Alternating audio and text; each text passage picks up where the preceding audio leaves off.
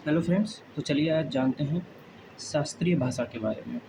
देखिए, इसका जो ओरिजिन है वो होता है 12, आपको डेट याद रखने की ज़रूरत नहीं है, 12 अक्टूबर 2004 में।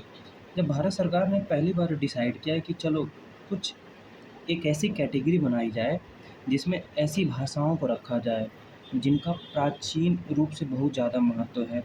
तो 12 अक्टूबर को सरकार ने इस दिशा में पहला कदम उठाया और 12 अक्टूबर 2004 को सबसे पहली जो भाषा शास्त्रीय भाषा के रूप में नामित की गई वो थी आपकी तमिल भाषा। अब सरकार ने जब तमिल भाषा को शास्त्रीय भाषा का नाम दिया होगा कि तमिल एक शास्त्रीय भाषा है, तो इसके लिए कुछ क्राइटेरिया उन्होंने डिफ़ाइन किया होगा कि हाँ, शास्त्रीय भाषा में आगे चलकर कौन-सी भाषाएँ जुड़ सकती हैं। उसके लिए हम कुछ एक क्राइटेरिया, एक मानक निर्धारित कर देते हैं, जिसके एवज़ में हम शास्त्रीय भाषा को डिफ़ाइन कर पाएँ या इसमें शास्त्रीय भाषा को हम नामित कर पाएँ।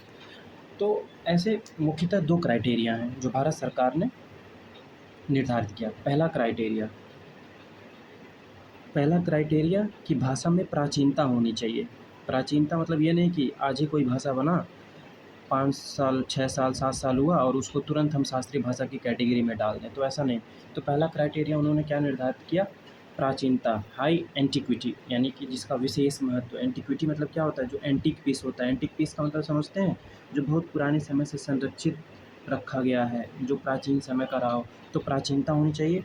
और दूसरा चीज़,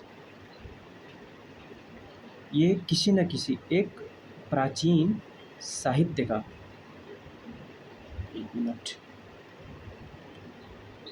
अरे आ जाओ भैया। जिस भी भाषा को हम चुनें, वो भाषा में प्राचीन साहित्य लिखी गई हो। जिस भी भाषा को शास्त्रीय भाषा के रूप में हम नामित करें, उसका कोई न कोई प्राचीन साहित्य हो, उस भाषा में लिखा गया हो। तो ये 2 क्राइटेरिया। एक तीसरी क्राइटेरिया भी आप ले सकते हैं, मैं यहाँ लिखता हूँ, मूल रूप। यानी कि ऐसा नहीं है आप किसी अन्य भाषा से लेकर के आपने एक ऐसा भाषा बना लिया जिसको आप शास्त्रीय भाषा के रूप में नामांकित करना चाहते, तो नहीं। जो भी भाषा है वो अपने मूल रूप में होना चाहिए, किसी अन्य भाषा से कोई चीज़ या ग्रहण किया हुआ नहीं होना चाहिए। कम से कम प्राचीनता के नाम पे अगर हम बात करें तो कम से कम 1500 से 2000 साल पुरानी होनी चाहिए। 1500 से 2000 साल पुरानी होनी चाहिए प्राचीनता के नाम पे। ठीक है? तो ये मुख्यतः 3 क्राइटेरिया हैं किसी भी भाषा को शास्त्रीय भाषा के रूप में नामांकित करने के लिए।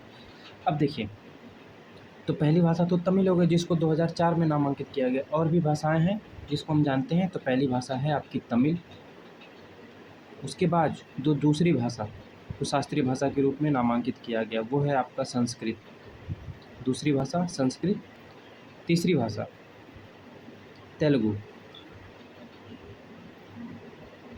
चौथी भाषा कन्नड़ा। उसके बाद मलयालम। मलयालम के बाद उड़िया।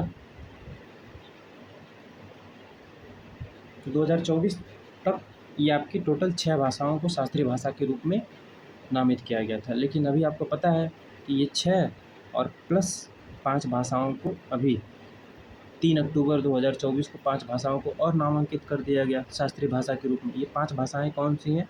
एक बार वो जान लीजिए। असमी,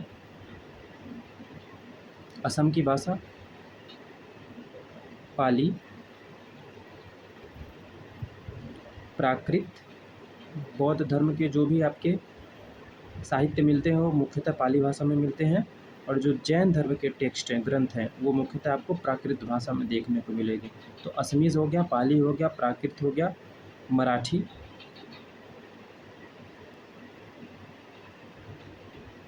और एक आपकी बंगाली। तो ये टोटल 6 और ये 5, तो टोटल 11 भाषाएँ वर्तमान में शास्त्रीय भाषा के रूप में नामांकित हैं। चलिए अब इनको एक बार याद करते हैं हम। ये टोटल 11 हो गए, आप इनको लिख लीजिएगा। अब हम इनको याद करते हैं। तो शास्त्रीय भाषाओं को याद करने का सबसे आसान ट्रिक है, आप याद कर सकते हैं TSTK। TST के MO, TST के MO, TST के MO। उसके बाद MBA, MBA, MBA P square, MBA P square. ये तो 6 जो पहले से ही थी 2024 से पहले तक, और ये 2024 में 5 भाषाओं को शामिल होने के बाद। तो TST के MO, MBA पी स्क्वायर। तो T फॉर तमिल, संस्कृत, तेलुगु, कन्नड़, मलयालम, उड़िया, मराठी, बंगाली, असमी, पाली, प्राकृत। आपको याद हो जाएगा। तो टोटल 11 TST के MO, MBA पी स्क्वायर। धन्यवाद।